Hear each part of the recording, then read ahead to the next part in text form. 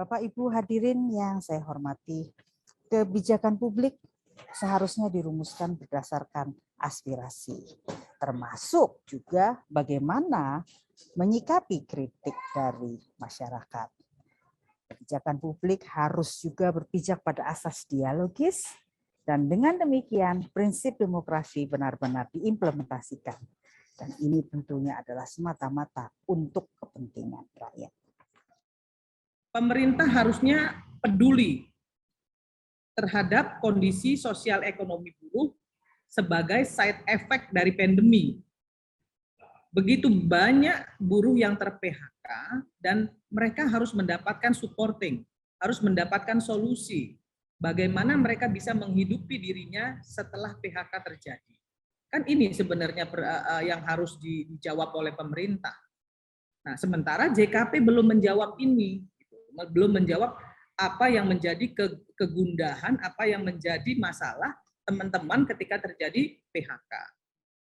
Dari sini kita mengambil pelajaran gitu ya, bahwa komunikasi itu sangat penting.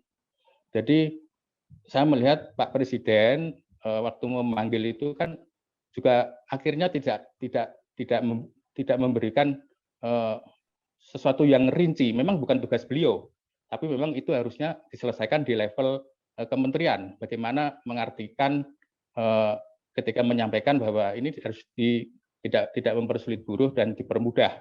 Ini PR kita bersama dan kita akan menunggu revisi itu seperti apa gitu ya.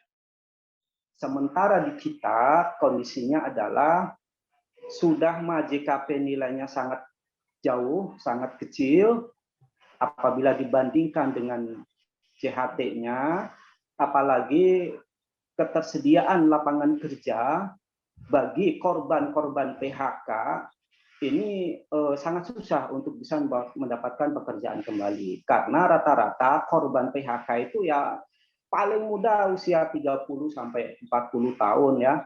Dan usia 30 itu untuk cari pekerjaan itu susah. Karena rata-rata para perusahaan ini mencari tenaga kerja itu yang fresh ya, maksimal usia 25.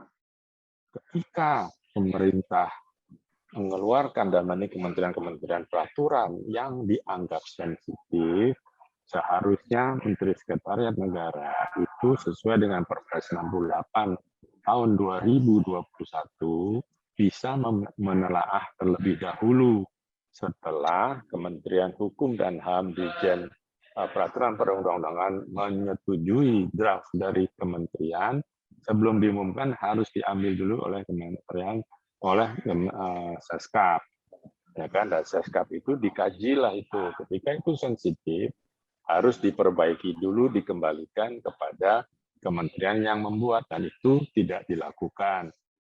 Maka sebaiknya ini, kalau menurut saya sepakat cabut aja deh. Gitu.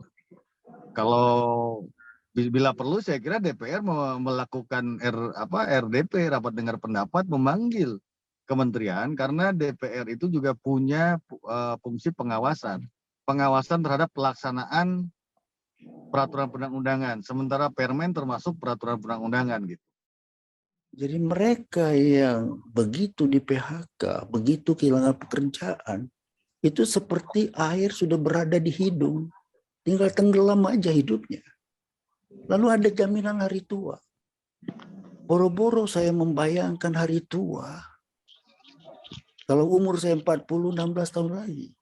Urusan saya adalah hidup hari ini. Maka itu saya harus ambil jaminan hari tua itu. Karena yang namanya jaminan hari tua itu sudah menjadi hari ini. Bukan hari tua atau umur tua. Bukan.